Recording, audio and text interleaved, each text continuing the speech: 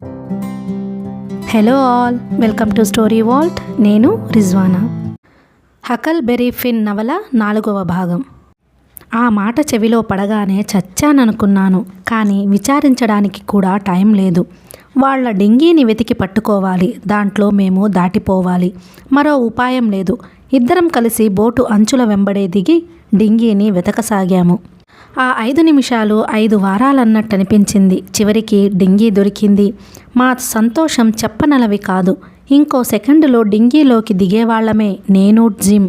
కానీ అదే సమయంలో బోటు గది తలుపు తెరుచుకుంది. బిల్, జాక్ బయటికొచ్చారు. జాక్ ఒక మూటని దేన్నో తీసుకొచ్చి డింగీలో పడేశాడు. తను కూడా దిగి దాంట్లో కూర్చున్నాడు. జాక్ అన్నాడు, బిల్, అంతా రెడీగా ఉన్నట్టేగా, పద పోదాం. అన్నట్టు జాక్, జిమ్ టర్నర్ గాడి జోబులు మర్చిపోయాం. నువ్వు వెతికావా? లేదు. నువ్వు వెతికావా? మళ్ళీ వెడదాం పద. వాడి వాటా డబ్బు వాడి జోబుల్లోనే ఉంది. వృధాగా వాడితో పాటు అది కూడా నాశనం కావడమెందుకు? ఇద్దరు డింగీలో నుంచి మళ్ళీ బోటు ఎక్కారు. వాళ్ళు గదిలోకి దూరడం చూసి నేను డింగీలోకి దిగాను. నా వెంట జిమ్ కూడా దిగాడు. వెంటనే డింగీని బోటుకు కట్టి ఉంచిన తాడును చాకుతో కోసివేశాను. డింగీ ప్రవాహ వేగానికి వడిగా కదిలిపోసాగింది. తెడ్లు వేస్తే చప్పుడవుతుందని కిక్కురుమనకుండా కూర్చున్నాము. 1-2 నిమిషాల్లో డింగీ 200-300 గజాలు దాటి వచ్చేసింది. ఇక భయం లేదనుకుని గట్టిగా రొమ్ము నిండా ఊపిరి పీల్చుకున్నాము. ఇంతలో బోటులో నుంచి లాంతర్ వెలుగు కనబడింది. హంతకులు తమ డింగీ కనిపించక ఆదుర్ద పడుతున్నారని అనుకున్నాము. తరువాత జిమ్ తెడ్లు వేశాడు. డింగీ చురుకుగా ప్రయాణించసాగింది. నాకు నెమ్మదిగా హృదయం బరువెక్కడం ప్రారంభమైంది. వాళ్ళు ఎంత హంతకులైనా తోటి మనుషులే కదా. వాళ్ళని ఆ విధంగా దుర్మరణానికి వదిలివేసి వచ్చినందుకు నా మనసు ఎంతైనా దుఃఖపడసాగింది. ఇంకా కొద్దిసేపట్లో బోటు ఎలాగో మునిగిపోతుంది. ఈలోగానే వాళ్ళని రక్షించే ఉపాయం చూడాలి. అందుకని జిమ్తో అన్నాను, ఒడ్డున ఎక్కడన్నా వెలుగు కనిపిస్తే నేను అక్కడికి పోతాను. ఎవరన్నా మనుషులు కనిపిస్తే వాళ్లతో ఏవో కల్లబొల్లి మాటలు చెప్పి వాళ్ళని బోటు వద్దకు పంపిస్తాను. బోటులో హంతకులను చూసి ఏం చెయ్యాలో వాళ్లే చూసుకుంటారు. ఈలోగా నువ్వు కొంత దూరంలో డింగీతో సహా దాక్కుని ఉండు. బోటు వద్దకు మనుషులు వెళ్ళగానే నేను వచ్చి నిన్ను కలుసుకుంటాను. అప్పుడు మనం ముందుకు సాగిపోవచ్చు. జిమ్ సరేనన్నాడు. కానీ నా ఆలోచన భగ్నమయ్యింది. మళ్ళీ పెద్ద పెట్టున వర్షం ప్రారంభమై ఇందాకటి కంటే ఎక్కువగా కురవసాగింది. అలాగే వానలో తడుస్తూ తప్పించుకుపోయిన మా పడవ కోసం ఆ చీకట్లోనే అన్వేషిస్తూ ముందుకు పోయాము. వెతకగా చాలాసేపటికి ఒక మెరుపు మెరిసినప్పుడు దూరాన ఏదో నల్లగా కనిపించింది. దగ్గరికి వెడితే అదే మా పడవ.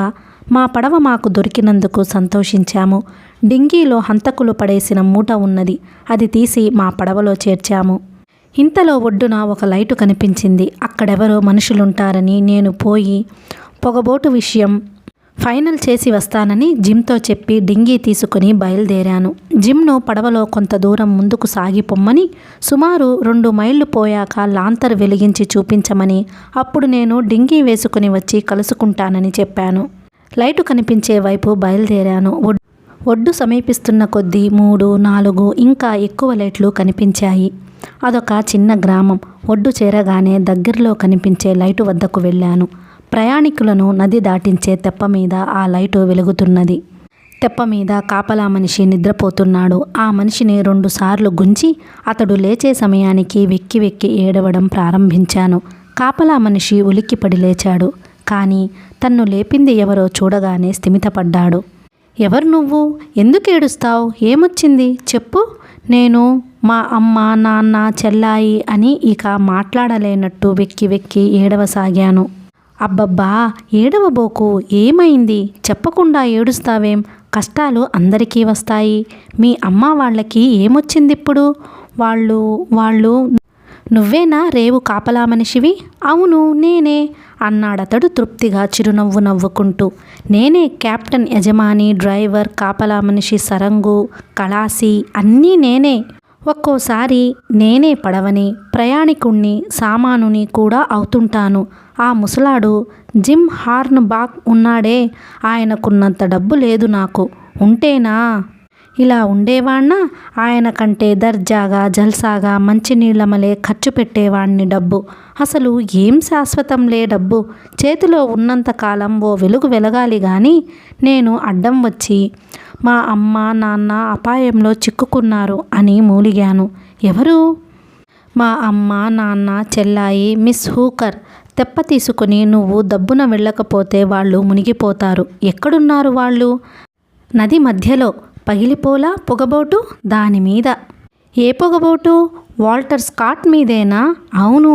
అరే, వాళ్ళేం చేస్తున్నారు వాల్టర్ స్కాట్ మీద? అసలు దాని మీదకెందుకు వెళ్ళారు మీరు? మేము వెళ్ళాలని వెళ్ళలేదు. మిస్ హూకర్ అనే ఆవిడ ఒక నీగ్రో దాసిని వెంటబెట్టుకుని పడవలో ఈ ఊరు వస్తుందిట. దోవలో వర్షం మూలంగా వాళ్ల పడవ తలకిందులయ్యింది. నీగ్రో దాసి పడవ నడిపేవాడు మునిగిపోయారు. మిస్ హూకర్ మాత్రం ఒక కొయ్యని పట్టుకుని వాల్టర్ స్కాట్లోకి ఎక్కిందట. ఇంకో గంట తరువాత నేను, మా అమ్మ నాన్న చెల్లాయి మా ఊరు నుంచి పడవలో బయలుదేరి వస్తున్నాము. చీకట్లో కనబడక మా పడవ వాల్టర్ స్కాట్కు ఢీకొట్టుకుని మునిగిపోయింది. కానీ ఎలాగో తంటాలు పడి అందరం వాల్టర్ స్కాట్ మీదకు చేరుకున్నాం. తీరా చూస్తే అది పొగబోటు. ఇంకా సేపట్లో మునిగిపోయేట్టుంది. అప్పుడు మాలో కల్లా నాకొక్కడికే ఈత చేతనైనందున తెగించి ఒడ్డుకి ఈదుకు వచ్చాను, ఎవరినన్నా సహాయం అడుగుదామని. హరిదేవుడోయ్, భలే చిత్రంగా ఉందే. పాపం, ఎన్ని కష్టాలొచ్చాయి మీకు. మిస్ హూకర్ మేనమామ ఈ ఊళ్ళోనే ఉన్నాడట. ఎవ్వరూ సహాయానికి రాకపోతే ఆయన దగ్గరికి వెళ్ళమంది. ఇంతకీ చెప్పు, నువ్వు వస్తావా పడవ తీసుకొని? వస్తాను గాని మా పడవ సరంగు ఎక్కడున్నాడో చూడాలి. అయితే మాకు డబ్బు ఇచ్చేదెవరు? మీ నాన్న ఇస్తాడా? మిస్ హూకర్ చెప్పిందిగా, వాళ్ళ మేనమామ జిమ్ హార్న్బాక్ బాగా ధనవంతుడట. ఓర్ని, జిమ్ హార్న్బాక్ గారా ఆమెకి మేనమామ? చెప్పవేం? అయితే డబ్బుకిక పేచీయే లేదు. అదుగో అక్కడ లైటు కనిపిస్తుందే, అక్కడికి పోయి ఎడమవైపు తిరుగు. ఒక చిన్న దుకాణం కనిపిస్తుంది. అక్కడ ఎవరినడిగినా హార్న్బాక్ గారిల్లు చెబుతారు. పరిగెత్తుకుపో. పోయి మీ మేనకోడలు అపాయంలో ఉందని చెప్పు. నేనీలోగా మా సరంగును కేకేసుకొచ్చి పడవ తీసుకుపోతా. పరిగెత్తు. నేను లైటు కనిపించే వైపు పరిగెత్తాను. కాపలా మనిషి ఇంకోవైపు పరిగెత్తాడు. అతడటు తిరగడం చూసి నేను మళ్ళీ వెనక్కి వచ్చాను. నా డింగీలో ఎక్కి నది దిగువకు 500-600 గజాలు పోయి ఆగాను. కాపలా మనిషి సరంగుతో కలిసి తెప్ప తీసుకుపోతాడో లేదో చూస్తే గాని నాకు మనశ్శాంతి ఉండదు. ఏ సహాయమూ రాకపోతే వాల్టర్ స్కాట్లోని 3 దొంగలు నిష్కారణంగా నీటి పాలవుతారు. వాళ్ల డింగీని దొంగిలించింది నేనే గనుక ఆ పాపం నాకు చుట్టుకుంటుంది. నాకు చేతనైనంత వరకు వాళ్ళని రక్షించేందుకు ప్రయత్నించాను.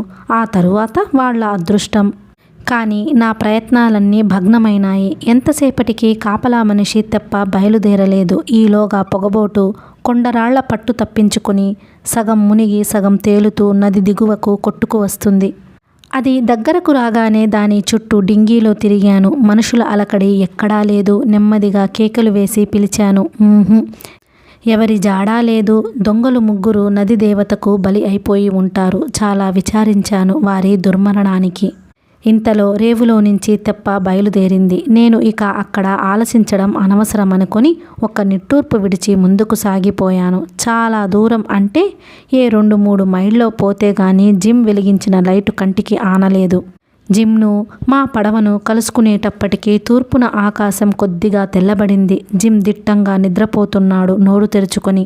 వాణ్ణి లేపి జరిగిందంతా క్లుప్తంగా చెప్పేసరికి బాగా తెల్లవారే సూచనలు కనబడ్డాయి. అప్పటికొక చిన్న లంక చేరాము. అక్కడ దిగి మా పడవను దాచి డింగీని నీళ్ళలో ముంచివేశాము. తరువాత లంక లోపలికి పోయి చెట్ల కింద పడుకొని శవాల మల్లె ఒళ్ళెరగని నిద్రపోయాము. మేము లేచేటప్పటికీ బారెడు ప్రొద్దెక్కింది. పడవ దగ్గరికి పోయి రాత్రి దొంగలు వాల్టర్ స్కాట్లో నుంచి దొంగిలించి మూటకట్ట పడేవేసిన సామాను విప్పి చూశాము. ఒక్కసారిగా కళ్ళు జిగేలుమన్నాయి. ఒళ్ళు జల్లుమంది. మంచి మంచి బూట్లు, కొత్త దుప్పట్లు, బట్టలు, బోలెడు పుస్తకాలు, ఒక టెలిస్కోప్, 3 పెట్టెల నిండా ఖరీదైన చుట్టలు ఉన్నాయి. సంతోషంతో చంకలు కొట్టుకున్నాము. ఇంత ఆస్తిని న్యాయంగా సంపాదించగలిగినందుకు చాలా గర్వపడ్డాము. అందులో చుట్టలు మాత్రం మహా మజాగా ఉన్నాయి. ఆ మధ్యాహ్నమంతా చెట్ల క్రింద చుట్టలు కాలుస్తూ కబుర్లు చెప్పుకుంటూ కులాసాగా గడిపాము. నేను కొంతసేపు పుస్తకాలు చదివాను.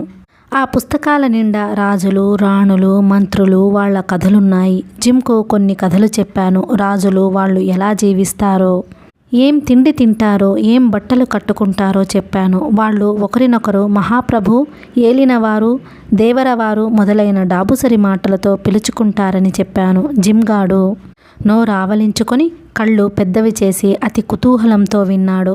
అంతమంది రాజులుంటారా అండి హ్యాగ్ గారు? నేనెప్పుడూ వినలేదే. సొలొమన్ రాజుని గూర్చి తప్ప ఇంకెవర్ని గూర్చి వినలేదండి. అయితే ఒక్కొక్క రాజుకెంత డబ్బొస్తుందండి? ఎంత రావడమేమిటి జిమ్? వాళ్ళకొకరివ్వక్కర్లా, డబ్బంతా వాళ్లదే. కావాలంటే నెలకి $1000, $2000 కూడా వాళ్ళకొస్తుంది. ఆహాహా, భలే భలే, ఎంత దర్జాగా ఉంటుందో రాజులకి. అయితే వాళ్ళేం పని చెయ్యాలి? ఏమీ చెయ్యక్కర్లా, ఊరికే కూర్చుంటారు. అంతేనా అండి? అంతే, ఊరికే కూర్చుంటారు. యుద్ధాలొచ్చినప్పుడు మాత్రం నించుంటారనుకుంటా. యుద్ధాలు లేనప్పుడు సోమరిగా మత్తుగా రాజభవనాల వెనక తోటల్లో పచ్చిక మీద పడుకుంటారు. ష్ ష్, ఏమిటా చప్పుడు? నీకేమన్నా వినిపించిందా జిమ్? నీటి ఒడ్డుకు పోయి చూశాము. పెద్ద పొగబోటు నది మధ్యగా పోతుంది. అంతకంటే ఏమీ లేదు. మళ్ళీ వెనక్కొచ్చి నడుం వాల్చాం. నేను మొదలెట్టాను. ఊరికే పడుకోవడం విసుగనిపించినప్పుడు ఈ రాజుల పార్లమెంట్ అంటూ ఒకటి పెట్టి దాంట్లో కాసేపు కూర్చుంటారు. పార్లమెంటులో రాజులు చెప్పిన మాట ఎవడన్నా వినకపోతే వాడి మెడకాయ మీద తలకాయ తెల్లవారేసరికి మాయమవుతుంది. అయ్య బాబోయ్, నిజంగా? ఏమిటనుకున్నావు మరి?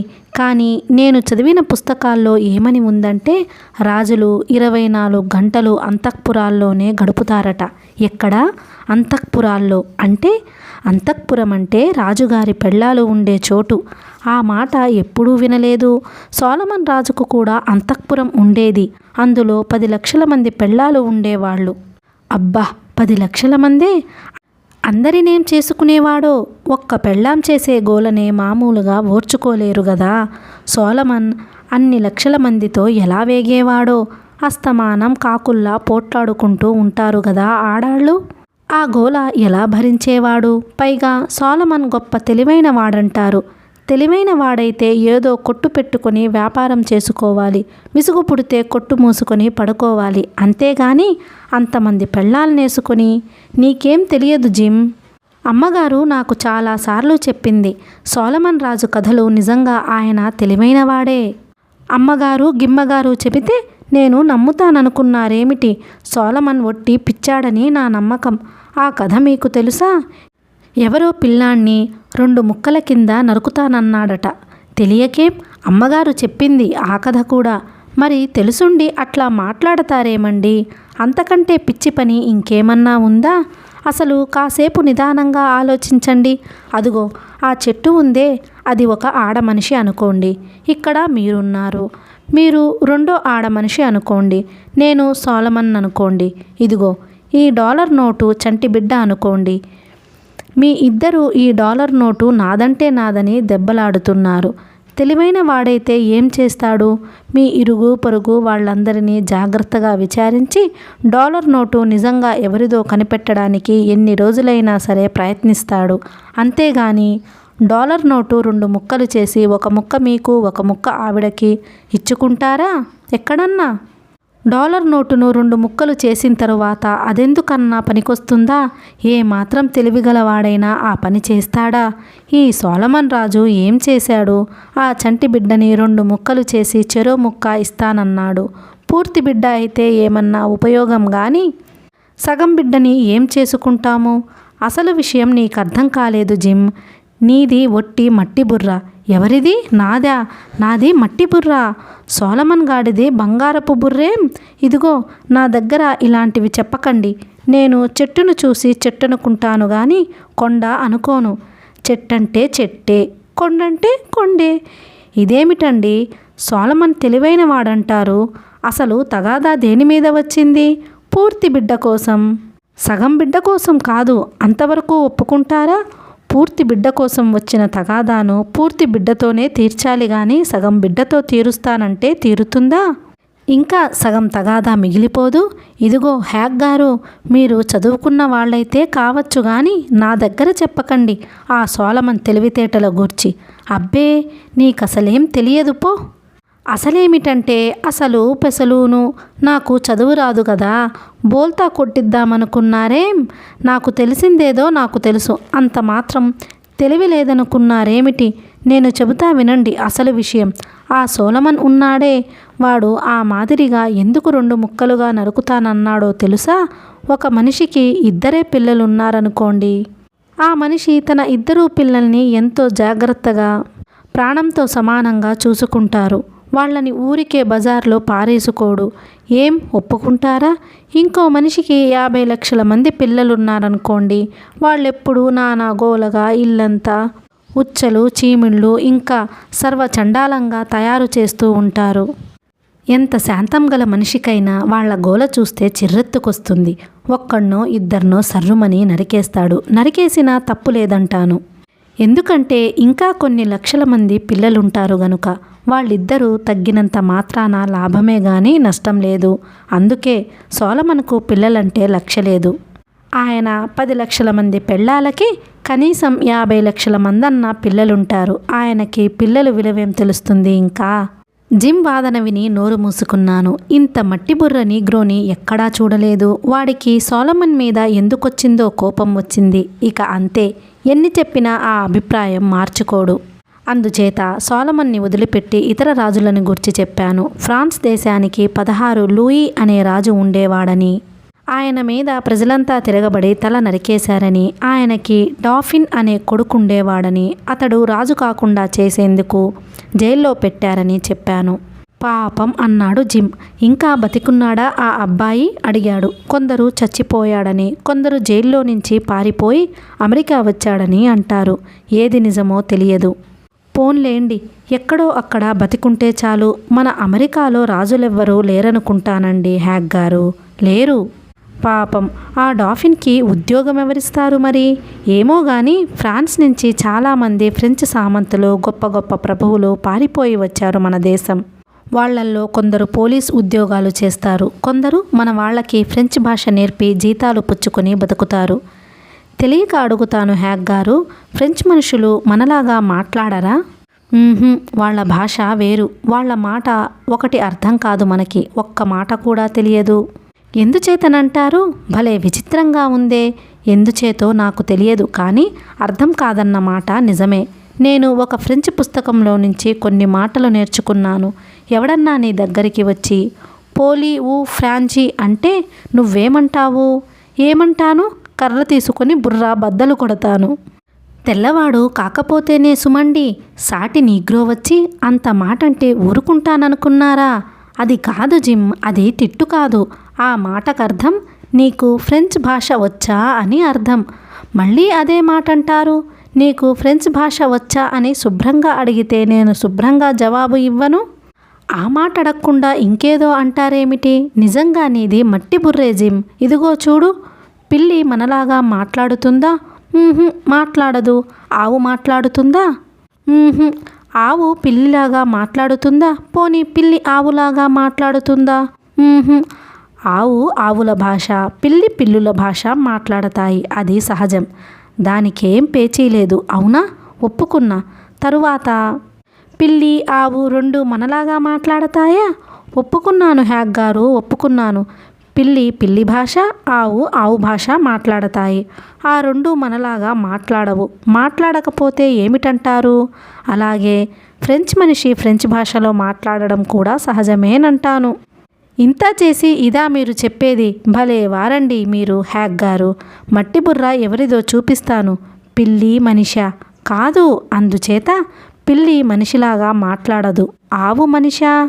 కాదు. అందుచేత ఆవు మనిషిలాగా మాట్లాడదు. అంతేనా? అంతే. సరే, ఫ్రెంచ్ మనిషి మనిషేనా? అయితే ఫ్రెంచ్ మనిషి మనిషిలా మాట్లాడవద్దా? దీనికి సమాధానం చెప్పండి. జిమ్తో మాట్లాడడం అనవసరమని వాదన అక్కడితో ఆపు చేశాను. నీగ్రోలకి అసలు వాదించడమే తెలియదు. చీకటి పడగానే తిరిగి ప్రయాణం సాగించాము. 3 రాత్రులలో ఇల్లీనాయస్ రాష్ట్రపు ఆఖరి పట్టణం కెయిరోకు చేరుకోగలమని, అక్కడ మిసిసిపి నదిలో నుంచి ఒహియో నదిలోకి మారాలని అనుకున్నాము. ఒహియో నదిలోకి పోగానే మా పడవను అమ్మేసి ఏ పొగబోటులోకో ఎక్కి నీగ్రో బానిసత్వం లేని స్వేచ్ఛా రాష్ట్రాలలోకి పోవచ్చునని కూడా ప్లాను వేశాము. రెండో రోజు రాత్రి ఒక లంక నుంచి బయలుదేరగానే పొగమంచు ప్రమాదకరమైన రూపంలో నది అంతటా వ్యాపించసాగింది. పొగమంచులో ప్రయాణం చేయడం అసాధ్యం, అపాయం కూడాను. అందుచేత పడవను మళ్ళీ ద్వీపం వద్దకే తీసుకువచ్చి ఒడ్డున చెట్లమైనా ఉంటే కట్టివేయాలనుకున్నాము. కానీ తీరా ద్వీపం వద్దకు వస్తే ఒడ్డున చిన్న చిన్న తుప్పలు తప్ప ఇంకేమీ లేవు. నేను డింగీలో ఎక్కి ఒడ్డుకు వెళ్ళాను. చేత్తో పడవతాడు పట్టుకున్నాను. తాడు ఒక తుప్పకు చుట్టూ తిప్పి కట్టివేశాను. కానీ ఇంతలో ప్రవాహం వేగం ఎక్కువై పడవ తుప్పను వేళ్లతో సహా పెకిలించి వేసింది. తాడు పట్టుకుందామంటే అందలేదు. పొగమంచు అప్పటికే దట్టంగా అలుముకుంది. 2 గజాల అవతల ఏముందో తెలియడం లేదు. నాకు విపరీతమైన భయం పట్టుకుంది. నేను డింగీలోనూ జిమ్ పడవలోనూ ఉండిపోయాము. పడవ ఎక్కడికి పోయిందో ఎక్కడికి పోతోందో కనిపించటం లేదు. పడవను వెతుక్కుంటూ డింగీలో బయలుదేరాను. ద్వీపం అంచునే చాలా దూరం పోయాను. ద్వీపం దాటి 1 గజం ముందుకు పోగానే పొగమంచు తెరల్లా మూసుకుపోయినట్లయింది. ఏ వైపుకు పోతున్నానో ఏ దిక్కు తిరిగి ఉన్నానో కూడా తెలియలేదు. ప్రవాహం ఎటు లాక్కెడితే అటు పోనిచ్చాను డింగీని. జిమ్ ఎంత దూరంలో ఉన్నాడో తెలియలేదు. అయినా చూద్దామని ఓ అని కేక వేశాను. కొంతసేపటికి ఎదుటి నుంచి గావున మళ్ళీ ఓ అని సమాధానం వినిపించింది. అమ్మయ్య, జిమ్ బతికే ఉన్నాడని సంతోషపడ్డాను. ఆ ధ్వని వచ్చే వైపు డింగీని పోనిచ్చాను. మళ్ళీ ఓ అని అరిచాను. ఈసారి సమాధానం కొంత దూరంలో నా కుడి చేతి వైపు నుంచి వినవచ్చింది. అరెరే అనుకొని డింగీని కుడివైపు త్రిప్పి నడిపాను. ఈసారి ఎడమవైపు నుంచి వినిపించింది. దాంతో నా భయం రెండింతలయ్యింది. ఎంతసేపటికి పడవను చేరలేనేమో, అసలు ఆ అరిచేది జిమ్ అవునో కాదో, ఏదన్నా మంచు దెయ్యమేమో అని భయపడ్డాను. జిమ్కు ఏమాత్రం బుర్ర ఉన్నా ఒక డబ్బా మోగించి ఉండాలి. విడవకుండా డబ్బా మోగిస్తే ఆ చప్పుడు బట్టి నేను పడవను చేరేవాణ్ణి. అలాగాక ఉండి ఉండి ఎప్పుడో అరిస్తే ఆ అరుపుల మధ్యకాలంలో నేను తప్పుదోవను పట్టడం జరుగుతుంది. కానీ జిమ్కు బుర్ర ఉంటేగా. కొంతసేపటికి నా వెనక నుంచి కేక వినిపించింది. ఇప్పటిదాకా ముందున్న కేక వెనక్కి ఎలా వచ్చింది? ఇంకోళ్ళెవరన్నా ఆ కేక వేశారా? లేక నేనే అడ్డంగా తిరిగానా? మళ్ళీ వినిపించింది. వెనక నుంచే గాని స్థలం మారింది. ఆ కేక అలా వినిపిస్తూనే నా దగ్గరి దాకా వచ్చి నన్ను దాటి మళ్ళీ ముందుకు పోయింది. ఇలా ఒకరి కేకలను ఒకరం వెంటాడుతూ ఎంతసేపు నదిలో తిరిగామో చెప్పలేను. దగ్గరికి వచ్చినట్టే రావడం, ఏ సుడి కెరటంలోనో చిక్కుకొని మళ్ళీ దూరం కావటం, ఇలా కొన్ని గంటలు గడిచింది. చివరికి కేకలు వినిపించటం మానేశాయి. బహుశా జిమ్ పడవ చాలా దూరం పోయి ఉంటుందనుకున్నాను. పొగమంచు విడిపోయే వరకు నేను చేయగలిగిందేమీ లేదు. అప్పటికే తెగ అలసిపోయి ఉన్నాను. అందుచేత డింగీలో పడుకున్నాను. ఎప్పుడు నిద్రపోయానో ఎంతసేపు నిద్రపోయానో తెలియదు. లేచేసరికి పొగమంచు యావత్తు మాయమైంది. నక్షత్రాలు మెలమెలా మెరుస్తున్నాయి. డింగీ ప్రశాంతమైన నదిలో ఉయ్యాలలూగుతూ ముందుకు పోతోంది. ఇదంతా నిజమా కలా అనిపించింది. జరిగినవన్నీ ఒక్కొక్కటే జ్ఞాపకం రాసాగాయి. కానీ ఎందుకనో ఆ సంఘటనలన్నీ వారం రోజుల కిందట సరుకులాగా అనిపించింది. నది ఇక్కడ ఎంతో విశాలంగా ఉంది. నక్షత్ర కాంతిలో చూస్తే నది ఆ ఒడ్డు ఈ ఒడ్డు దేవదారు వృక్షాలతో గోడ కట్టినట్టున్నాయి. ముందెక్కడో నల్లని చుక్క కనిపించింది. దాన్ని వెంటపడ్డాను. అది పొడుగాటి కలపదుంగ. ఇలాగే 4-5 సార్లు కలపదుంగలు చూసి మా పడవ అనుకుని తరిమాను. ఆఖరికి నా అదృష్టం కొద్దీ మా పడవే ఎదురయ్యింది. పడవలోకెక్కాను. జిమ్ ప్రాణాలతోనే ఉన్నాడు. మోకాళ్ల మధ్య తలవాల్చి గుర్రు పెడుతూ కూర్చునే నిద్రపోతున్నాడు. పడవ నిండా ఆకులు కొమ్మలు నానా గజిబిజిగా పడి ఉన్నాయి. పాపం జిమ్ చాలా అవస్థే పడి ఉంటాడు. డింగీని పడవకు కట్టేశాను. జిమ్ పక్కనే పడుకొని బద్ధకంగా ఒళ్ళు విరుచుకుంటూ వాణ్ణి లేపాను. లేపి ఇలా అన్నాను, జిమ్ లేలే, నువ్వు నేను ఇలా నిద్రపోతే ఎలా? తెల్లవారేలోగా ఎక్కడికో అక్కడికి చేరుకోవాలి గదా. నేను కాసేపు కునికితే నువ్వు కూడా కునకాలా? లేలే. ఎవరిది? హ్యాక్గారేనా? మీరు చచ్చిపోలేదా అండి? ఎప్పుడొచ్చారు? భలే వారండి మీరు. ఆ పొగమంచులో చిక్కుకొని చచ్చిపోయారనే భయపడ్డానండి. బతికొచ్చారు గదా. అమ్మయ్య, ఎంత భయపడ్డానో మీకోసం. ఏమిటనేది నువ్వు జిమ్? నువ్వు అదే పనిగా విస్కీ తాగలేదు కదా. నేనసలు విస్కీ రుచి చూసి ఎన్నాళ్ళయ్యిందండి. మరి అలా మతిలేనట్లు మాట్లాడతావేం? మతిలేనట్లు మాట్లాడుతున్నానా? మీరనేది నాకు అర్థం కావడం లేదు. నువ్వనేది కూడా నాకు అర్థం కావడం లేదు. నేనెక్కడికో పోయానని మళ్ళీ నీకు తెలియకుండా వచ్చానని అంటావేం? అసలు నేనెక్కడికి పోయాను? బయలుదేరిన దగ్గర నుంచి ఇక్కడే ఉన్నాను కదా. హ్యాక్ గారు, హకల్బెర్రీ ఫిన్ గారు, ఇదిగో నా కేసి చూడండి, నా కేసి చూసి నిజం చెప్పండి, మీరెక్కడికి వెళ్ళలేదు. అదిగో అందుకే నీకు మతిపోయిందంటున్నాను, నేనెక్కడికి వెళ్ళలేదు. హ్యాక్ గారు, మళ్ళీ ఏదో తిరకాసు వచ్చింది. చచ్చాన్రా దేవుడా, ఇది చెప్పండి, నేనేనా, ఇంకెవరన్నానా, నేనిక్కడే ఉన్నానా, ఇంకెక్కడన్నా ఉన్నానా? నువ్విక్కడే ఉన్నావు, కానీ నీ మతి మాత్రం నీ బుర్రలో నుంచి ఎగిరిపోయింది. నేనేనన్న మాట అయితే ఇది చెప్పండి, మీరు పొగమంచు రావడం చూసి పడవను ఒడ్డున కట్టివేస్తానని డింగీ తీసుకుని వెళ్ళారా లేదా? పొగమంచు ఎప్పుడు వచ్చింది? నేను డింగీ తీసుకుని ఎప్పుడు వెళ్ళాను? పొగమంచు రాలేదా? పడవ తాడు తెంచుకొని పోలేదా? రాత్రంతా నది మీద మూసుకున్నది పొగమంచు కాదు. చచ్చాన్రా దేవుడా, పోనీ మీరు డింగీలో నుంచి నేను పడవలో నుంచి కేకలు వేసిన మాట నిజమేనా? చెప్పండి బాబుగారు, చెప్పండి. అటు చూస్తారేం, నా కళ్ళలోకి చూడండి. నీకు మతిపోయింది జిమ్, అంతకంటే ఏమీ లేదు. పొగమంచు లేదు, నేను డింగీలో ఒడ్డుకి పోవడమూ లేదు, ఏమీ లేదు. రాత్రంతా ఇక్కడే నీ పక్కనే కూర్చుని మాట్లాడుతున్నాను. 10 నిమిషాలు అయిందేమో నేను నిద్రపోయి. నువ్వు నిద్రపోయావు. నువ్వు బహుశా ఇదంతా కలగని ఉంటావు. 10 నిమిషాల్లో ఇదంతా ఎలా కలగంటానో? మహా చక్కగా కలగనవచ్చు, కానీ నిజంగా జరిగినట్లు అనిపిస్తుంది. కొన్ని కలలు అలాగే అనిపిస్తాయి. ఇలాంటి కల ఎప్పుడూ రాలేదండి. అబ్బా, ఎంత నీరసం వచ్చేసిందనుకున్నారు. కొన్ని కలలు మనిషిని అలాగే నీరసింపజేస్తాయి. మొత్తానికి నీ కల గమ్మత్తుగానే ఉంది. అక్కడి నుంచి జిమ్ తన కలను గుర్చి చిలవలు పలవలు పెంచి అద్భుతంగా కోతలు కొయ్యసాగాడు. ముందు మనకి ప్రమాదాలు రాబోతున్నాయి తెలపడానికే దేవతలు ఈ కల కల్పించారని చెప్పాడు. పొగమంచు మాకు రాబోయే కష్టాలను సూచిస్తుందట. పొగమంచు గుండా వినిపించిన కేకలు మా మేలు కోరే వాళ్ల సలహాలట.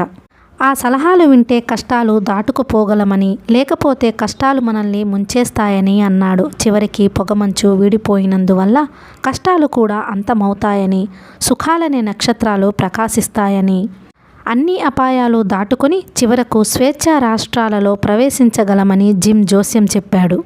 నేనంతా విని అడిగాను, పడవ మీద ఈ చెత్త చెదారం అంతా పడి ఉంది కదా, ఇది దేన్ని సూచిస్తుంది? జిమ్ ఇంతవరకు చెత్తగా పడి ఉన్న ఆకులు కొమ్మలు గమనించలేదు. నేను వాటిని చూపించగానే ఆశ్చర్యంతో వాటి వంక చూశాడు. తరువాత నాకేసి చూశాడు. ఆ రాత్రి జరిగినదంతా కలేనని అభిప్రాయం అతని మనస్సులో గాఢంగా పాతుకుపోయింది. ఇప్పుడు దాన్ని పెళ్లగిద్దామంటే ఎంతసేపటికి సాధ్యం కాలేదు. ఆ కల స్థానంలో యథార్థాన్ని ప్రతిష్ఠించడం గగనమైపోయింది. చివరికి ఎలాగైతేనేం ఆ ప్రయత్నంలో గెలిచాను. నా కళ్ళలోకి సూటిగా చూశాడు. నాకు నవ్వు వస్తున్నా ఆపుకున్నాను. అతని మొహంలో నవ్వన్న మాట లేదు. ఇలాగన్నాడు, అవి వేటిని సూచిస్తాయని అడుగుతున్నారా? చెబుతానాగండి. పొగమంచులో చిక్కుకున్న తరువాత మీరు కనిపించక ఎంతైనా గాబరా పడ్డాను. మిమ్మల్నెంత పిలిచానో, ఎంత గుండెలు పగిలేటట్టు కేకలేశానో, ఎంత ఏడ్చానో చెప్పలేను. అలసిపోయి అలాగే నిద్రపోయాను. లేచేటప్పటికీ ఎదురుగుండా మీరున్నారు. నాకు కళ్ళంబడా నీళ్లు వచ్చాయి. మీ పాదాలు ముద్దు పెట్టుకోవాలన్నంత కృతజ్ఞత ప్రేమ కలిగాయి. మీరు నా సంగతేమీ చూడకుండా అబద్ధాలు చెప్పి ఈ అమాయక నీగ్రోని పిచ్చి దద్దమ్మ కింద కట్టి ఏడిపించారు. మీరాడిన అబద్ధాలే ఈ చెత్తా చెదారం. అమాయకులైన స్నేహితుల నెత్తిమీద అబద్ధాల బురద పూస్తారే, వాళ్ళు ఈ చెత్తా చెదారము. తెలిసిందా అండి? జిమ్ నెమ్మదిగా లేచి పడవ మీద డేరాలోకి పోయి కూర్చున్నాడు. మౌనంగా ఏదో ఆలోచిస్తున్నాడు. నేను అలాగే కూర్చుండిపోయాను. జిమ్ హృదయాన్ని అలా గాయపరిచిన నా నీచత్వాన్ని ఎన్నోసార్లు తిట్టుకున్నాను. నాకంటే పురుగుగాడు లేడనిపించింది. జిమ్ అంత అలా నొచ్చుకుంటుంటే అతనితో అబద్ధాలాడేవాణ్ణే కాను. ఒక పావుగంట సేపు నా అంతరాత్మతో కుస్తీ పడ్డాను. నేను తెల్లవాణ్ణి, జిమ్ నీగ్రో అనే భావాన్ని మూలమట్టగా చంపుకొని లేచాను. జిమ్ వద్దకు వెళ్ళి అతని ముందు మోకరించి క్షమాపణ వేడుకున్నాను. ఆ తర్వాత జిమ్తో ఎప్పుడూ అబద్ధాలాడలేదు, వేళాకోళం చెయ్యలేదు. తెల్లవారిన తరువాత ఒక ద్వీపం మీద మకాం చేసి పగలల్లా నిద్రపోయాను. రాత్రి లేచి మళ్ళీ బయలుదేరాము. మాకు ముందు కొంత దూరంలో ఒక పెద్ద పొగబోటు ప్రయాణిస్తుంది. దాని మీద 5 పెద్ద గదులున్నాయి. బోటు మధ్యలో నెగడు ఉంది. చూడ్డానికి అందంగా ఉంది. బహుశా 30 మంది దాకా మనుషులుండి ఉంటారని అనుకున్నాము. నేను, జిమ్, కైరోని గూర్చి మాట్లాడుకున్నాము. కైరో పట్టణం సమీపిస్తే దాన్ని గుర్తుపట్టగలమో లేదోనని సందేహం వేసింది. ఎందుకంటే కైరోలో అట్టే ఇళ్ళు లేవట. రాత్రిపూట అక్కడ లైట్లు కనిపిస్తే గాని అక్కడొక గ్రామం ఉన్నట్టు కనిపెట్టలేము. లైట్లు కనబడకపోతే గ్రామం దాటిపోతాము. జిమ్ ఉపాయం చెప్పాడు. కైరో దగ్గర ఒహియో, మిసిసిపి నదులు కలుస్తాయి గదా, దాన్ని బట్టి కైరోను గుర్తుపట్టవచ్చు. కానీ 2 నదులు కలిసినప్పుడు ఏ నది ఏదో గుర్తుపట్టలేము. మళ్ళీ మిసిసిపి నదిలోకే రావచ్చు. కనుక ఈ ఉపాయం కూడా బాగాలేదు. తరువాత నాకో ఉపాయం తట్టింది. ముందెక్కడన్నా లైటు కనిపిస్తే నేనక్కడికి డింగీలో పోయి అక్కడి మనుషులను వాకబు చేస్తాను.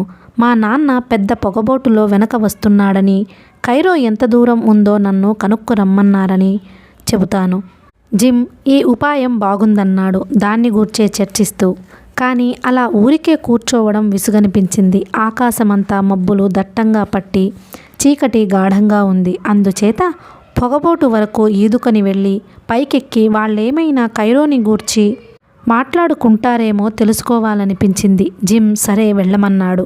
నదిలోకి దూకి బోటు వైపు ఈదుకుపోయాను. బోటు సమీపానికి వెళ్ళిన తరువాత సద్దు కాకుండా మెల్లిగా ఈది బోటు మధ్య భాగం దగ్గర నుంచి పైకి పాకాను. ఒక పక్కగా ఏవో బస్తాలున్నాయి. వాటి చాటున కూర్చున్నాను. నెగడు వద్ద 13 మనుషులున్నారు. బహుశా వాళ్ళు రాత్రి కాపలా వాళ్ళై ఉంటారు. చూడ్డానికి గూండాల మోస్తరుగా ఉన్నారు. వాళ్ళ దగ్గర ఒక విస్కీ కూజా, గ్లాసులు ఉన్నాయి. విస్కీ కూజాకు విరామం లేకుండా పని తగులుతోంది. కాపలా వాళ్ళు తాగుతూ పాటలు పాడుతూ గోల చేస్తున్నారు. ఒకడు కొన్ని చరణాలు పాడడం, ఆ చరణాలైన తరువాత మిగతా వాళ్ళు లాలాలా లాలాలా అని వంత పాడడం. ఇది పాట. కొంతసేపటికి వాళ్లల్లో ఒకడు ఇక చాలేండ్రా అని విసుక్కున్నాడు. దాంతో పోట్లాట రేగింది. ఒక లావాటి రాక్షసుడు లాంటి మనిషి లేచాడు. దెబ్బలాటకు సిద్ధమైనట్టు కోటు ఊడదీసి పారేశాడు. టోపీ నేలనేసి కొట్టాడు. విసుక్కున్న మనిషి, లావాటి మనిషి ఇద్దరూ ఒకళ్ళకెదురు ఒకళ్ళు నించున్నారు. చొక్కా చేతులు పైకి మడిచారు. కోపం తెప్పించుకునేందుకుగాను ఒకడు ఒక మాదిరి తిట్లు తిట్టాడు. రెండోవాడు కొంచెం గట్టి తిట్లు తిట్టాడు. మొదటివాడు ఇంకా గట్టిగా తిట్టాడు. అప్పటికి వేడెక్కింది. కలబడ్డారు. కొంతసేపు యథాశక్తిగా కింద మీద పడ్డారు. పోట్లాట ఎటూ తెగలేదు. అందుచేత మరొకడు లేచాడు, నేను తేలుస్తానంటూ. మొదట ఇద్దరిని చెరో చేత్తో నొక్కిపట్టి ఎత్తి కొట్టాడు. తపతప ఇద్దరిని ఊపిరి సలపకుండా చితకదన్నాడు. పాపం వాళ్ళిద్దరూ తోకలు ముడిచి కిక్కురు మనకుండా తన్నులు తిన్నారు. చివరికి ఒకరినొకరు కావలించుకుని నువ్వుంటే నాకెంతో ఇష్టం అని, నువ్వంటే నా ప్రాణాలిచ్చేస్తానని ప్రేమగా మాట్లాడుకున్నారు. ఆ విధంగా దెబ్బలాట ముగిసింది. తరువాత అందరూ మళ్ళీ స్నేహంగా నెగడు చుట్టూ చేరి చర్చలు ప్రారంభించారు. కుక్కల్లో ఎన్ని జాతులున్నాయో, ఏ జాతి కుక్కలు మేలు రకమో మొదట నిర్ణయించారు. తరువాత ఆడవాళ్లల్లో ఎన్ని జాతుల వాళ్ళున్నారో వాళ్లల్లో ఎవరు మేలు రకమో నిర్ణయించారు. తగలబడుతున్న ఇళ్లను ఎలా ఆర్పాలి, రాజులకు ఎంతెంత ఆదాయం వస్తుంది, పిల్లుల్లో పిల్లులకి పోట్లాట పెట్టడమెలా, ఒక మనిషి మూర్ఛపోతే వాడికి ఎలా శృతి తెప్పించాలి మొదలైన ముఖ్య సమస్యలు చర్చించారు. ఆఖరి సమస్య నదుల్లో బురద నీళ్లు మంచివా, తేట నీళ్లు మంచివా. కొందరు బురద నీళ్లని, కొందరు తేట నీళ్లని వాదించారు. బురదగా ఉండే మిసిసిపి నీళ్లే మంచివని, ఆ నీళ్లు తాగితే మనిషి ఆరోగ్యంగా ఉంటాడని, కడుపులో బురద నీళ్లుంటే లోపల పంటలు కూడా పండించవచ్చునని ఒకడన్నాడు. ఇంకొకడు ఈ వాదాన్ని సమర్థిస్తూ ఒహియో నదిలో తేట నీళ్లుంటాయి కనుకనే ఆ నది పక్కనే ఉండే శ్మశానాలలో చెట్లు ఎత్తుగా పెరగవని, మిసిసిపి నది పక్క శ్మశానాలలో చెట్లు 800 అడుగుల ఎత్తుదాకా పెరుగుతాయని అన్నాడు. దీన్ని బట్టి ఏం తేలుతుంది? ఒహియో నది నీళ్లు తాగిన వాళ్ళు శవాల మట్టిలో నుంచి బలమైన చెట్లు మొలవవు. మిసిసిపి నీళ్లు తాగిన వాళ్ల శవాల్లో నుంచి మంచి చెట్లు మొలుస్తాయి. కనుక మిసిసిపిలోని బురద నీళ్లే ఉత్తమమైనవని తేలుతోంది.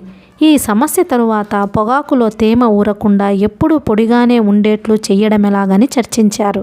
తరువాత కొంతసేపు దెయ్యాల కథలు చెప్పుకున్నారు. ఇంతలో వాళ్లల్లో ఒకడు ఎప్పుడు వచ్చాడో బస్తాల దగ్గరికి వచ్చాడు. నేను వాణ్ణి చూడలేదు, వాడు నన్ను చూడలేదు. చీకట్లో నా మీదగా పల్టీ కొట్టాడు. బాబోయ్ అని కేకలు పెట్టాడు. వెంటనే కాపలా వాళ్ళు కర్రలు లాంతర్ పట్టుకుని వచ్చి నన్ను చూశారు. ఒకడు నన్ను బరబరా ఈడ్చుకుంటూ నెగడు వద్దకు తీసుకుపోయాడు. ఎవరు నువ్వు, ఎందుకొచ్చావు? నీళ్లలోకి తోసేయండిరా, ముందసలు 4 వాయించండి ఇలా తలొక మాట అంటూ నా చుట్టూ మూగారు. ఎంతసేపు అయింది నువ్వు వచ్చి అని ఒకడడిగాడు. ఇప్పుడేనండి, 1 నిమిషమైంది అని గజగజ వణుకుతూ అన్నాను. నిమిషమేనా? నిమిషంలో నీ ఒళ్ళు ఎలా ఆరింది? నాకెప్పుడూ అంతేనండి, ఒంటి మీద నీళ్లు ఇట్టే ఆరిపోతాయి. నీ పేరు? Alec James Hopkins. ఎక్కడి నుంచి వచ్చావు? మా నాన్న వెనకాల ఒక పడవలో వస్తున్నాడు. మా నాన్న వ్యాపారం చేస్తూ ఉంటాడు. నేను మా పడవలో నుంచి మీ బోటుని చూశాను. నేను పొగబోటునెప్పుడు చూడలేదు. అందుకని చూద్దామని మా నాన్నతో చెప్పకుండా ఇక్కడికి ఈదుకుంటూ వచ్చాను. ఏమన్నా దొంగిలిద్దామనుకున్నావా? లేదండి, ఊరికే చూద్దామనే వచ్చాను. అయితే చీకట్లో ఎందుకు దాక్కున్నావు? మీరు చూస్తే కొడతారని దాక్కున్నాను. ఇప్పుడు నిన్ను వదిలేస్తే ఇంకెప్పుడు ఇలాంటి పనులు చెయ్యవుగా? చెయ్యనండి. సరే, జాగ్రత్తగా ఉండు. ఇంక మీద మేము గనక ఏం చెయ్యకుండా వదిలేస్తున్నాం. ఇంకోళ్ళైతే చర్మం ఒలిచేసేవాళ్ళు. పో. ఆ మాట అనగానే గబాలన నీళ్లల్లోకి దూకి ఒడ్డు దగ్గరలోనే ఉన్నందున ఒడ్డుకి ఈదుకుంటూ పోయాను. జిమ్ పడవ వచ్చేటప్పటికి పొగబోటు చాలా దూరం వెళ్ళిపోయింది. పడవలోకెక్కి క్షేమంగా తిరిగి రాగలిగినందుకు చాలా సంతోషపడ్డాను. మళ్ళీ ప్రయాణం సాగించాం. పడవలో నిశ్శబ్దంగా కూర్చుని కెయిరో కోసం ఎదురు చూడ్డం తప్ప మరే పని లేదు. కెయిరో అంటూ తారసిల్లాలే గాని తక్షణం తాను ఆ పట్టణాన్ని గుర్తుపట్టగలనని జిమ్ దృఢ విశ్వాసంతో ఉన్నాడు. ఎందుకంటే కైరోని గుర్తుపడితే తను స్వేచ్ఛ పొందేటట్టు, లేకపోతే మళ్ళీ ఎప్పటిలాగా బానిసతనంలో మగ్గేటట్టు. తన అదృష్టం బావుందా గుర్తుపడతాడు, లేకపోతే లేదు. నిమిషానికి జిమ్ లేచి అదుగో కైరో అనేవాడు. కానీ ప్రతిసారి జిమ్ ఆశాభంగం పొందేవాడు. లైట్లనుకున్నవి కాస్త ఏ మునిగురు పురుగులు గుంపో అయి ఊరుకునేవి. తాను దాదాపు స్వేచ్ఛ పొందినట్టే, స్వేచ్ఛకు 10 అడుగుల సమీపానికి వచ్చినట్టే భావించుకున్నాడు జిమ్. సంతోషంతో జ్వరం వచ్చేటట్టు కూడా ఉందన్నాడు. జిమ్ మాటలు వింటుంటే నాకు సంతోషం కలగడానికి బదులు విచారం ఎక్కువ కాసాగింది. జిమ్ ఇంకా సేపట్లో స్వతంత్రుడు కాబోతున్నాడు. అతడు స్వతంత్రుడు కావడానికి బాధ్యత ఎవరిది? నాది. ఆ పాపం ఎవరిది? నాది. ఈ ఆలోచనతో నాకు మతిపోయినంత పనైంది. ఇంతవరకు ఈ ఆలోచన నాకు తట్టనే లేదు. జిమ్ను బానిసతనం నుంచి రక్షిస్తున్నాననుకున్నాను గాని అందులో ఇంత మహాపాపం ఉందని నాకు తోచనే లేదు. జిమ్ తన యజమానురాలి నుంచి తప్పించుకుపోవడానికి బాధ్యత నాది కాదని, తప్పించుకుపోమ్మని అతన్ని నేను పురికొల్పలేదని సమాధానం చెప్పుకున్నాను. కానీ పారిపోతున్నట్లు నీకు తెలుసు. తెలిసినప్పుడు నువ్వు మళ్ళీ ఊళ్ళోకి పోయి మిస్ వాట్సన్తో ఆ ముక్క చెప్పి ఉండాలి. అది నీ విధి. అవును, అది నా విధి కాదని ఎలా అనగలను? అంతరాత్మ అక్కడితో ఊరుకోక ఇంకా అంది. పాపం మిస్ వాట్సన్ నీకేం అపకారం చేసింది? నిన్నెప్పుడైనా ఒక్క మాటన్నా అన్నదా? నీకెంతో సహాయం చేసిందే. నీకు చదువు చెప్పాలని, మంచి మర్యాద నేర్పాలని, నిన్ను బాగు చెయ్యాలని ఎంతో హైరానా పడిందే. అటువంటి మిస్ వాట్సన్కి ఇంత అపకారం చేయాల్సిన అవసరమేమిటి నీకు? జిమ్ ఆవిడ సొంత బానిస. వాడు తప్పించుకుపోతుంటే చూస్తూ ఊరుకోవడం, పైగా పడవలో కూర్చోబెట్టుకొని స్వేచ్ఛా రాష్ట్రాలకు తీసుకుపోవడం నీకు ధర్మమేనా? చెప్పు, ధర్మమేనా అంట. అంతరాత్మ ఇలా పొడిచి అడిగితే కుర్రవాణ్ణి, అభం శుభం తెలియని వాణ్ణి నేనేం చెబుతాను? మనస్సులో ఆందోళన ప్రబలమైంది. జిమ్ ఉన్నట్టుండి లేచి అదుగో కైరో అన్నప్పుడల్లా నాకు ఆ మాట గుండెల్లో గాలంగా గుచ్చుకునేది. జిమ్ తను స్వేచ్ఛ పొందబోతున్నాను గదా అనే సంతోషంలో తెగ వాగనారంభించాడు. స్వేచ్ఛ పొందగానే ముందు మంచి ఉద్యోగం చూసుకుంటాడట. వచ్చిన జీతం వచ్చినట్టు నిల్వ చేస్తాడట. 1 సెంటు ఖర్చు పెట్టడట. బాగా డబ్బు నిలవైన తరువాత మా ఊరి పక్కన ఊళ్ళో ఒక భూస్వామి దగ్గర బానిసగా ఉంటున్న తన పెళ్ళాన్ని కొనుక్కొని విడుదల చేసి తెచ్చుకుంటాడట. ఇద్దరూ కలిసి మళ్ళీ కొంత డబ్బు నిల్వ చేసి ఇంకో ఊళ్ళో బానిసలుగా ఉంటున్న తమ 2 పిల్లల్ని విడుదల చేసి తెచ్చుకుంటారట. పిల్లల యజమాని పిల్లల్ని అమ్మడానికి ఒప్పుకోకపోతే ఎవరి చేతనైనా దొంగతనంగానైనా తప్పించుకుంటాడట. జిమ్ మాటలు వింటుంటే నా అంతరాత్మ పెట్టే బాధ ఇంకా ఎక్కువైంది. జిమ్ తన జన్మలో ఎప్పుడైనా ఇలాంటి అధర్మపు మాటలు మాట్లాడా? తను స్వతంత్రుడు కాబోతున్నాననేసరికి నీతి న్యాయం ఏమీ లేకుండా యజమాని నుంచి తన పిల్లల్ని దొంగిలిస్తానంటున్నాడు. దీనికంతటికీ కారణం ఎవరు? నేనే. చివరికి సమస్యను ఎలాగో ఓలాగా పరిష్కారం చెయ్యాలనుకున్నాను. మొదటిసారిగా ఎక్కడా లైట్లు కనిపిస్తే అక్కడికి పోయి జిమ్ని పట్టించాలనుకున్నాను. కొంతసేపటికి ఒక చోట వెలుతురు కనిపించింది. జిమ్ లేచి, అదుగోనండి హ్యాగ్ గారు, అదే కెయిరో, ఈసారి తప్పదు, అదే అదే అని చంకలు కొట్టుకుంటున్నాడు. జిమ్, నేను ముందు డెంగీలో పోయి చూసి వస్తా, కెయిరో అవునో కాదో అన్నాను. జిమ్ డెంగీ తెడ్డు సిద్ధం చేశాడు. తన కోటు విప్పి నేను కూర్చునేందుకు పరిచాడు. నేను బయలుదేరుతుంటే పడవలో నుంచుని ఇలా అన్నాడు, ఇంకొంచేపట్లో నేను స్వతంత్రుణ్ణవుతాను. ఇదంతా హ్యాగ్ గారి చలువ. ఆయన నా మీద దయదలచకపోతే నేను ఈ జన్మలో స్వతంత్రుణ్ణయ్యేవాడినా. ఇది హ్యాగ్ గారి పని. మీ మేలు మర్చిపోనండి. జిమ్కు స్నేహితుడంటూ ఎవరన్నా ఉంటే మీరే నాకు తల్లి, తండ్రి అన్నీ. జిమ్ను పట్టించాలని వెడుతున్న నాకు వాడు ఈ మాటలు అనగానే చెయ్యి ఆడలేదు. నా మీద ఇంత కృతజ్ఞత చూపిస్తున్న అమాయకుణ్ణి, సాధువుని ఎలా పట్టించగలను అనుకున్నాను. కానీ నా కర్తవ్యం నేను చేసి తీరాలి. న్యాయ విరుద్ధంగా పారిపోతున్న నీగ్రోను పట్టి అప్పగించడం నా విధి. ఇలా 50-60 గజాలు పోయేసరికి ఎవరిదో మరొక పడవ వచ్చి నా డింగీని కలుసుకుంది. వాళ్ళు నన్ను చూసి ఆగారు. నేను ఆగాను. వాళ్ళల్లో ఒకడడిగాడు, అదేమిటక్కడా? మా పడవేనండి, అందులో ఎవరున్నారు? ఒక మగమనిషి, ఒక ఆడమనిషి ఉన్నారండి. ఇవాళ 5 నీగ్రోలు తప్పించుకొని పారిపోయారు. మీ పడవలో మనిషి తెల్లవాడా నల్లవాడా? నేను వెంటనే సమాధానం ఇవ్వలేదు. ఇద్దామన్న మాట పెగలలేదు. అంతకంతకు నీరసం ఎక్కువవుతున్నట్లున్నది. చివరికి అప్రయత్నంగా సమాధానమిచ్చాను, తెల్లవాడేనండి. అలాగా? అయినా మేము కూడా ఒకసారి చూసి రావడం మంచిదనుకుంటా. అవునండి, నేను అదే అందామనుకుంటున్నాను. అందులో మా నాన్న, అమ్మ తప్ప ఇంకెవ్వరూ లేరు. మా నాన్నకు జబ్బుగా ఉంది. కాస్త మీరొచ్చి ఆ కనిపించే లైటు దాకా మా పడవని నడుపుకుపోతే. సర్లే, మీ పని చూసేలోగా మా పని చెడుతుంది. మీతో కూర్చోవడానికి మాకు తీరిక లేదు. పద, ఒక్కసారి మీ పడవలో వెతికి మా దోవన మేము పోతాము. మీ ఇష్టం, అలాగే పదండి అని నా డింగి వెనక్కి తిప్పాను. 4-5 గజాలు పోయాక ఇలాగన్నాను, మీరు వచ్చారంటే మా నాన్న చాలా సంతోషిస్తాడండి. ఎందరినడిగినా మా పడవ ఛాయలకే రావడం లేదండి. మేము ఈ రాత్రికి ఏదో ఊళ్ళో దిగాలి. పడవను నేనొక్కడే ఒడ్డు పట్టించలేను. మీరొస్తే మా నాన్న మీకెంతైనా రుణపడి ఉంటాడు. మీ నాన్నకేమిటి జబ్బు? అది ఏం లేదండి, అంత పెద్ద జబ్బు కాదండి. నేనిలా అనుమానంగా అనేసరికి వాళ్ళు తమ పడవ ఆపారు. ఒకడన్నాడు, ఏయ్ కుర్రాడా, నిజం చెప్పు, మీ నాన్నకేం జబ్బు? ఏం లేదండి. ఆహా, చెబుతానండి. మీరు వెనక్కి వెళ్ళిపోమంటే నిజం చెప్తానండి. మీరే వచ్చి చూడండి. పడవ అట్టే దూరం లేదుగా, 2 నిమిషాల్లో మీరే చూడొచ్చండి ఏం జబ్బో. రండి సార్. అయ్య బాబోయ్, ఇదేదో మోసంలాగా ఉంది. వెనక్కి తిప్పరా జాన్, ఈ దరిదాపుల్లో ఉండడం ప్రమాదం. ఏయ్ కుర్రాడా, దూరంగా ఉండు, దగ్గరికి రాకు. మీ నాన్నకి మసూచికం పోసింది అంతేనా? ఆ మాట ముందే చెప్పకపోయావు. నీ పడవ సంగతి, నీగ్రోల సంగతి దేవుడెరుగును గాని మా దోవన మేము పోతాము. ఏమిటి నీ ఉద్దేశం?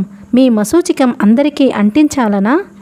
అది కాదండి సార్, ముందే మసూచికమని చెబితే మీరు రారని చెప్పలేదు. ఇది వరకు అలా చెప్పబట్టే ఎవ్వరూ మా దరికైనా రాకుండా పారిపోయారు.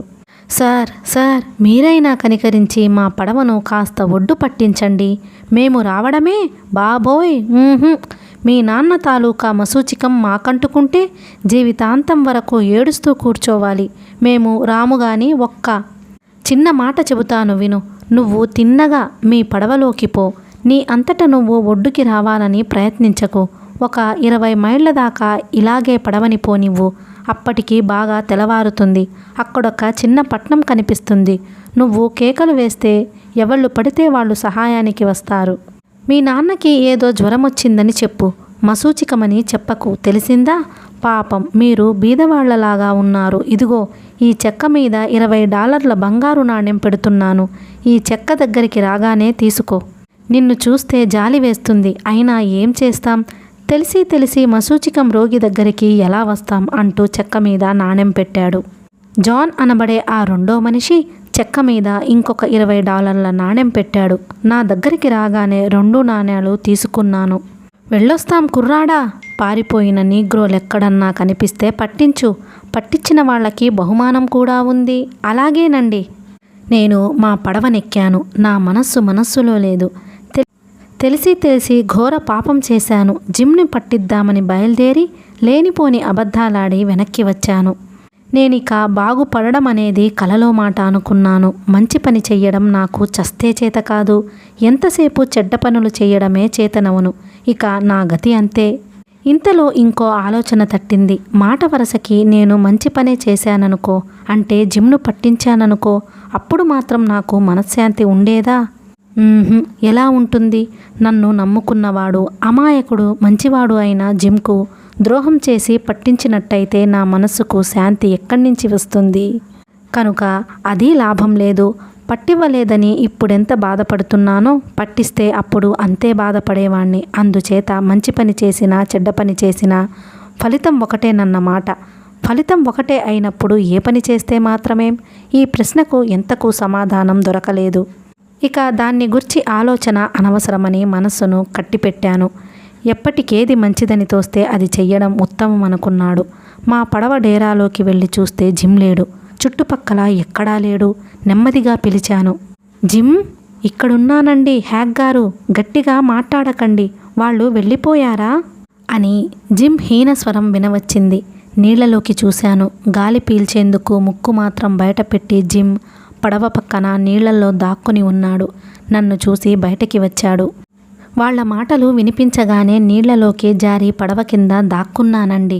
వాళ్ళు గనక మన పడవలోకి వస్తే మునిగీత కొడుతూ ఒడ్డుకు పోదామనుకున్నాను.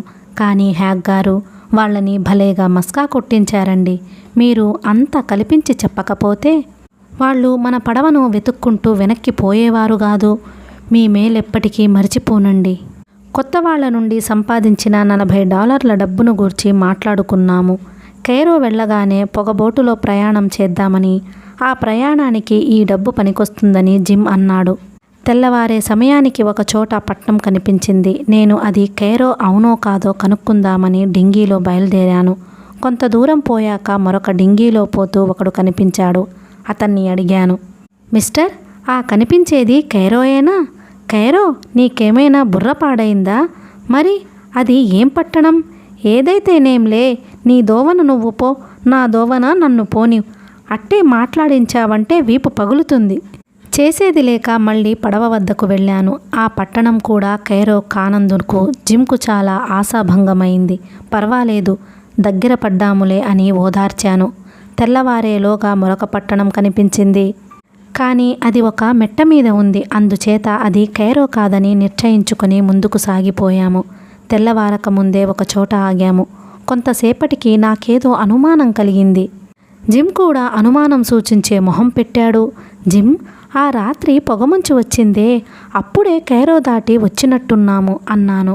జిమ్ కొంతసేపు మాట్లాడలేదు. నీరసించిపోయి నదికేసి దీనంగా చూస్తూ ఉండిపోయాడు. చివరికిలాగన్నాడు, హ్యాక్ గారు, ఇంక మనం కైరో గీరో ఆ సంగతి ఎత్తనే వద్దు. నాలాంటి నిర్భాగ్యులకి స్వేచ్ఛ పొందే అదృష్టం లేదు. జాక్సన్ ద్వీపంలో మీరు పాము కుబుసం పట్టుకొచ్చినప్పుడే అనుకున్నాను, కష్టాలు నాకు ఈ జన్మలో తప్పవని. జిమ్, నువ్వన్నది నిజమే. ఆ పాము కుబుసమే మనల్నిలా ఏడిపిస్తోంది. మీరు మాత్రం ఏం చేస్తారు? తెలియక ముట్టుకున్నారు గాని తెలిస్తే ఎందుకు ముట్టుకుంటారు?